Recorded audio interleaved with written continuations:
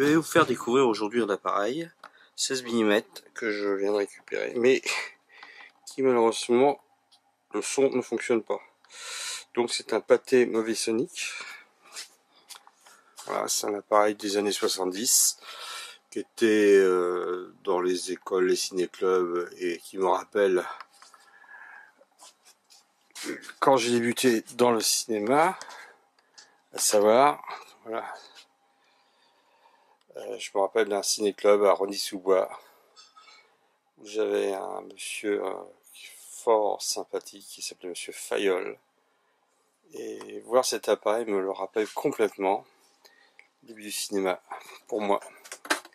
Avec donc un amplificateur qui malheureusement est en panne.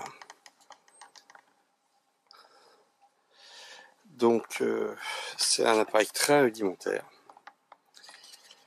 Bon, avec sa poignée de cadrage, sa mise au point, son volant pour le faire. Oh là, qu'est-ce qu'il est dur. Oh là là. Bon, on va voir, on va le faire marcher. Je pense qu'il fonctionne. Je l'ai branché pour voir. Hop, il démarre pas.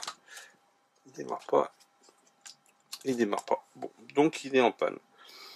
On va le réparer. On va voir plus en détail les finalités de cet appareil. Vérifier. Apparemment, le projecteur tourne. Donc voilà le détail de l'amplificateur. Là, c'est le champ lecture optique, lecture magnétique et l'enregistrement magnétique. SI et SIT, je sais pas ce que c'est encore. Donc, il y a les différents réglages. Voilà. Et on va le mettre en route. Donc, allons-y. Évidemment, il ne tourne pas. Oui, il a du mal à partir. Ah, ça y est, il est parti. Là, il y a un deuxième temps. Hop, deuxième temps. La lampe de projection. Hop, purée, ça éclaire. Donc, c'est bon, il y a un petit malomètre. Donc, pour l'instant, tout fonctionne pour ce côté-là. Par contre, je n'ai pas de son.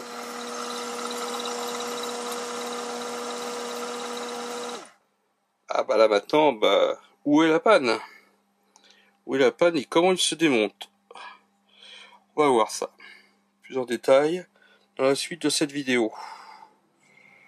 Effectivement, le défilement du film est assez simple. Et celui-là est à l'optique magnétique. Donc on va faire un zoom dessus. On voit bien la tête magnétique là-bas derrière. Et il faut savoir que l'excitatrice, c'est plus loin la lampe de projection qui est par un faisceau de lumière mise sur le film. La décomposition de la mise en route de l'appareil. Il y a un bouton avant-arrière apparemment qui me semble assez dangereux. Le bouton rouge évidemment n'est pas d'origine, je ne vois pas comment il était. En regardant les entrailles de cet appareil, on voit que c'est un appareil qui a tourné, qui est très simple. En même temps, les courroies, bon là, sont neuves, hein. Elles ont été remplacées, parce qu'évidemment elles étaient embouillies, complètement décomposées. Bon maintenant, on va voir ce que ça va donner. Voyons voir la tête qu'il a de face cet appareil. Ah ouais, c'est pas mal. C'est pas mal. En fait, finalement, que on enlève les boîtiers. On arrive avec l'appareil à nu, voilà. Donc je vais essayer de faire un zoom sur les sphères du prisme qui reprend la lumière sur la lampe. On le voit bien là. On le voit bien. Donc voici en détail la partie du lecteur sonore. On voit bien la tête ici, hein, la tête. Et là, l'arrivée du tube optique, enfin, qui était monté par la lampe de projection. Bon, maintenant je suis sûr, on peut vraiment tout dépanner sur cet appareil.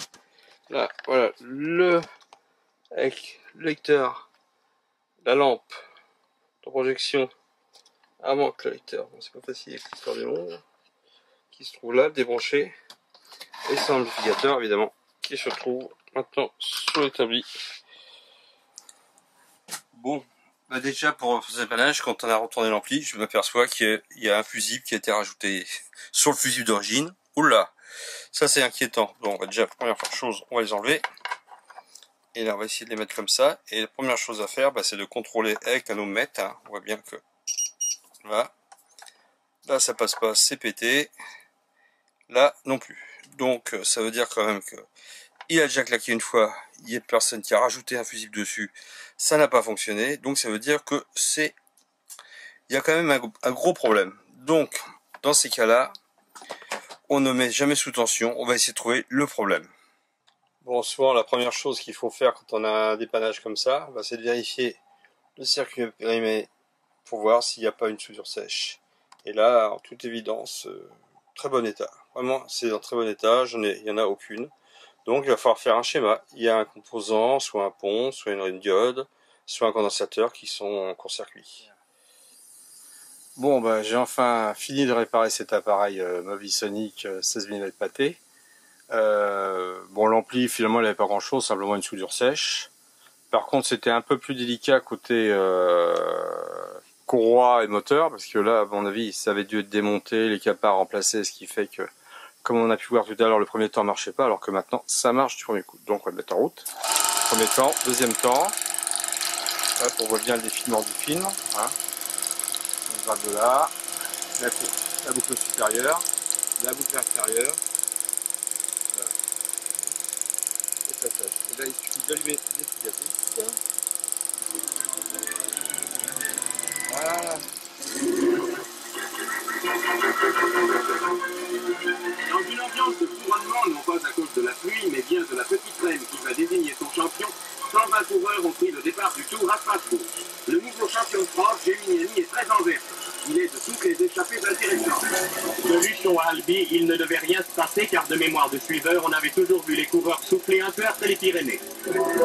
C'est du pied de la cathédrale d'Albi que les coureurs ont pris le départ pour Béziers. Robic, qui n'a porté son maillot jaune qu'une seule étape, est heureux de ne plus être surveillé d'aussi près que la veille. Mais aujourd'hui, les tricolores attaquent. Ils veulent répondre au bon tour que leur ont joué les Bretons 2 jours de suite.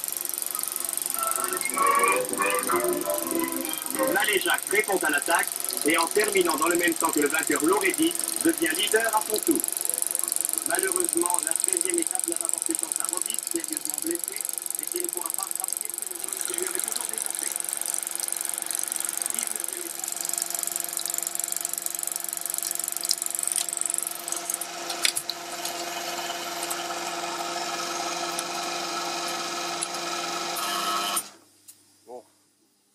Vu qu'il marche très bien en optique, maintenant on va procéder à la lecture magnétique. Alors donc sur cet appareil, il n'y a que ce bouton-là à changer de place. La tête de lecture, apparemment, je ne sais pas quel miracle qui fait que elle se place sur le film, on va voir. C'est le premier essai, là je vais trouver magnétique. Hop, on va prendre rond, là. On va voir, ça marche.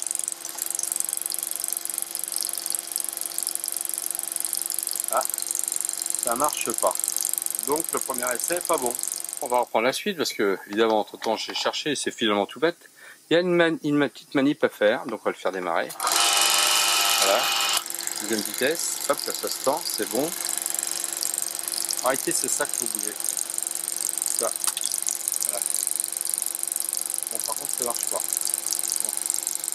Pourquoi ça marche pas? Pourquoi ça marche pas? Parce que la tête ne doit pas être réglée. Donc il faut que je règle la tête. Il y a un petit problème avec la tête. Bon, on va voir. Alors après démontage de la tête, je me suis aperçu qu'en réalité la tête était collée de travers sur son support. Ce qui me fait dire que cet appareil n'a jamais vu de magnétique de sa vie. Bon, vu qu'il a déjà plus de 60 ans, on va essayer de le faire parler en magnétique. Bon là c'est pas gagné parce que je ne sais pas comment vraiment la fixer. On va chercher. Donc après avoir recollé la tête de lecture avec de la colle qui n'existait pas à l'époque, hein, vous savez, on la connaît tous celle-là, et ben finalement cet appareil qui a au moins 60 ans va peut-être revivre en magnétique. Donc ceci est un essai, je ne l'ai pas fait avant, je l'ai fait exprès, vous voyez j'ai commencé ma bobine, je vais vérifier simplement que ça ne me l'efface pas, vous êtes là. On va simplement faire un essai comme ça pour voir déjà si c'est compréhensible. Voilà. Bon, on entend quelque chose, c'est un peu mieux que tout à l'heure. Mais bon, on va peut-être azimuter la tête. Bon, j'ai une amélioration à lecteur magnétique, mais c'est quand même pas le pied. Hein. Je vais essayer de voir, je vais voir les composants. J'ai une autre tête, j'ai essayé. Bon, c'est BZF, hein, c'est pareil, c'est même lecture. Mais par contre, c'est compréhensible, le son est compréhensible. Donc le réglage de la tête, c'est pas ça. Je vais plutôt voir maintenant au niveau du préampli ce qui s'y passe.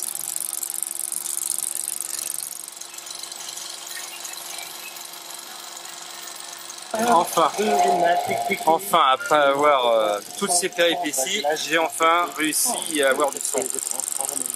Alors bah, j'ai changé quelques capas. Hein, et bon, c'est comme ça. Bon, c'est quand même pas un foudre de guerre en magnétique. Mais enfin, il fonctionne. Je suis assez content. Alors apparemment la courroie elle a tourné sur la première police pendant très longtemps. C'est la version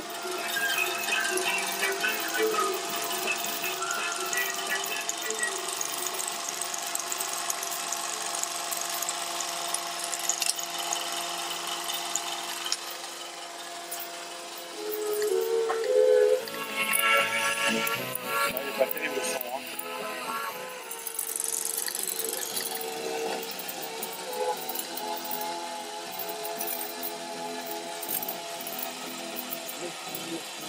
Alors ça c'est de la technologie des années 60, hein. C'est un ampli pas au silicium mais au germanium, donc c'est des AC et compagnie. Donc avec une masse positive, hein, ce qui est moins courant hein, aujourd'hui. Bon, ça voit que c'était un bel appareil quand il fonctionne. Hein, ah, il a de la tronche quand même cet appareil. Moi je trouve qu'il a de la tronche.